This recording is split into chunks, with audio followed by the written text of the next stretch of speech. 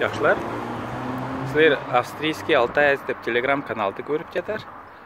Мында Австрияда жан жылулар келді. 15 градустан ала 25 градусқа жетірі болыш тұру. Оның ола мамыралта күнде мен бұл мындай сары жилетті кей алтядым.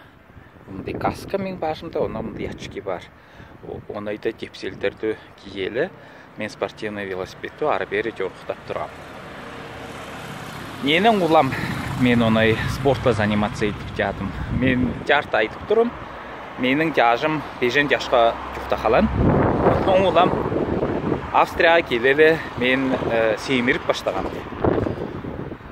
Бұл баштап қызы. Екіншісі мен үзе жүріме спортивный кіші болғым. Оның емдеді спортивный болып тұрым. Оның улам жандайын спортивный формада бойымды тұтып тұрам. Үшіншісі, бұл коронавирустың пандемиясыла қолбай өзі спортивный залдарды, фитнес-клубтарды жаға қойды. Мен инстаграмда бойымның өзі спортивный платформаларында форманы көргізіп занимация етіп тұрдым. Емді жаңыз өзі жаға қойын. Оның олам спортивный тренажерлар саталарға ол қошты бабу Австрияда.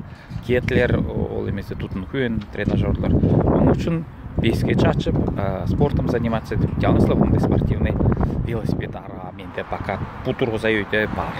Оның ола мен спортта заниматься етіп тұрым. Сілер бойыр база пичігер, спортла заниматься етіп тұрар бай жоқ бады. Комментарий берігер. Жақшы жүрігер, мұнай дейдігер.